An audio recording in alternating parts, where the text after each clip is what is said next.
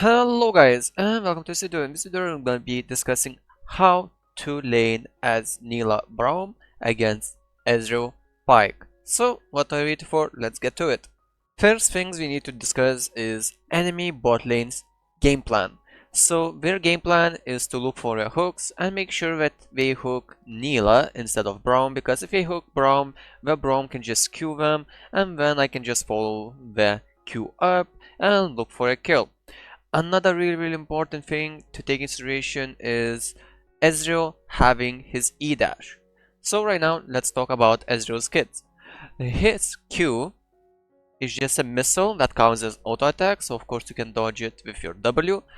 His W is a little circle around you, and if it hits, it doesn't do any damage, but if he procs it again, of course it's gonna deal bonus damage and auto attack as well.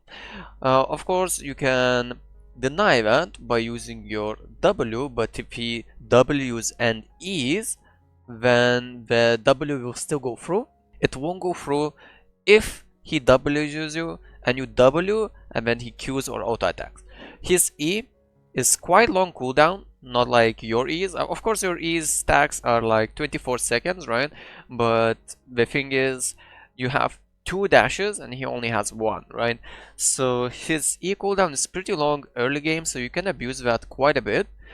So whenever the EZREAL missteps and E's into you, you can easily go on him and just run him down, especially with BRAUM. Because if you E on the EZREAL, the BRAUM can easily W to you and you can look for a pick that way. And his R is a little missile that travels throughout entire map, right? And if it hits you, it deals damage, but of course BRAUM shield can block it, so whenever he R's and you're low HP, try to stand behind the BRAUM. For the PYKE, he has a hook on quite a short cooldown, taking consideration other supports. His W makes him invisible, but of course if you're gonna be close to him, of course you can see him.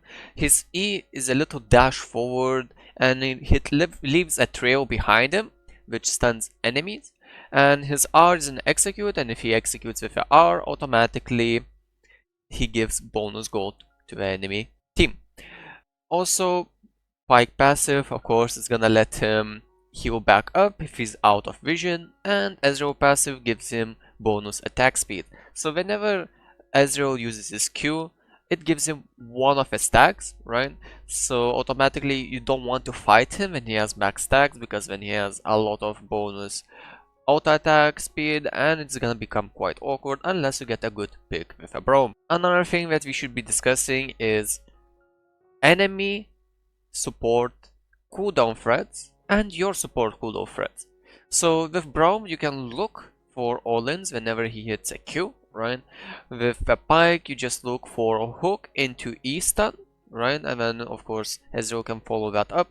So the biggest threat from PYKE is his hook, because the E can easily be dodged with your E, so make sure that you're being really cautious and not fighting the PYKE while he has his hook up.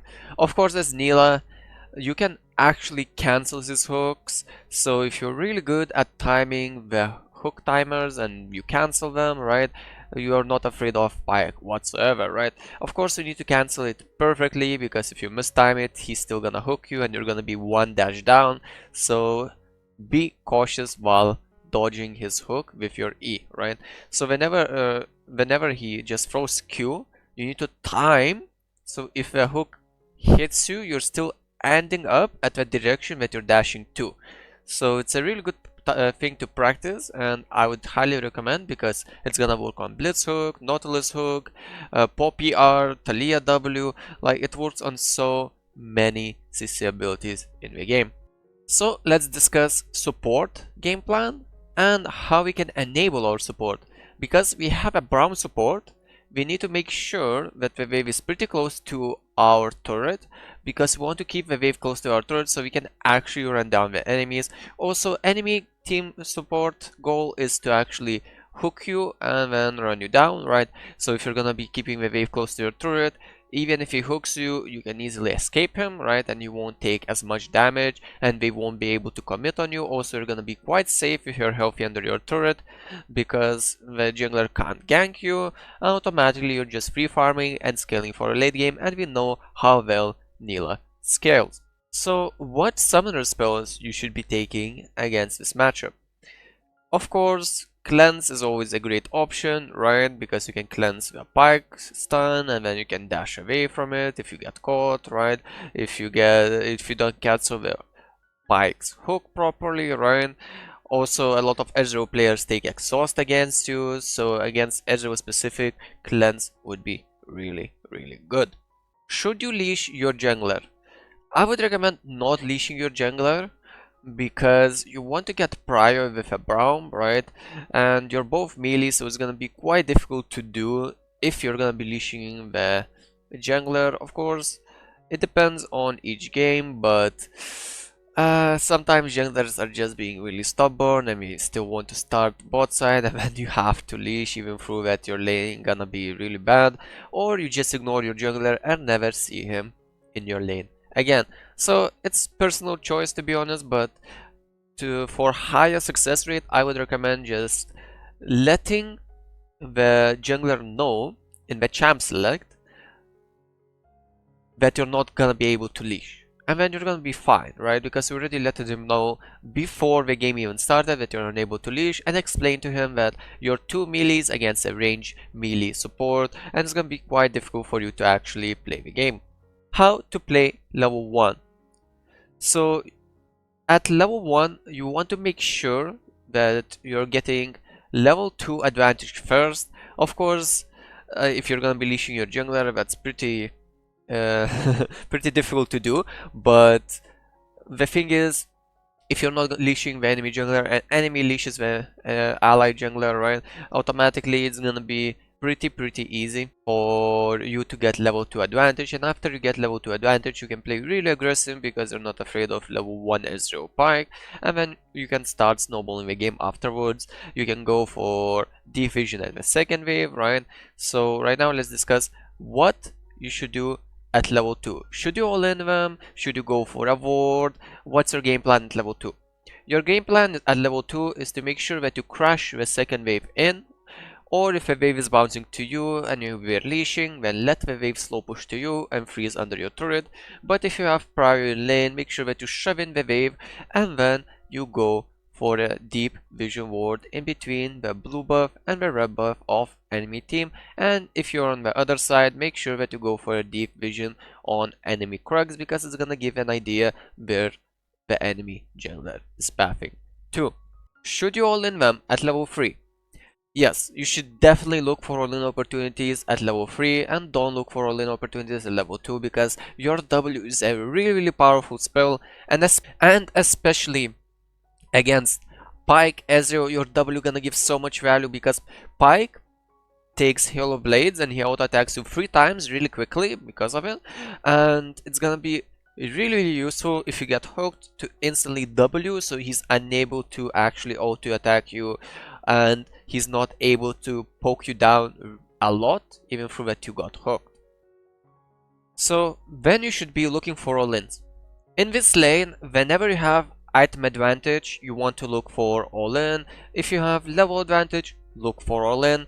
So whenever a BRAUM lands a Q on the Ezreal, you can try to go for a deep trade, right? And if a Pyke tries to trade you, you E to the Ezreal, and the moment the Pyke is hooking you, you can time the hook to press on the Ezreal again, right, while he's trying to run away, and cancel the hook and also gap close to the Ezreal.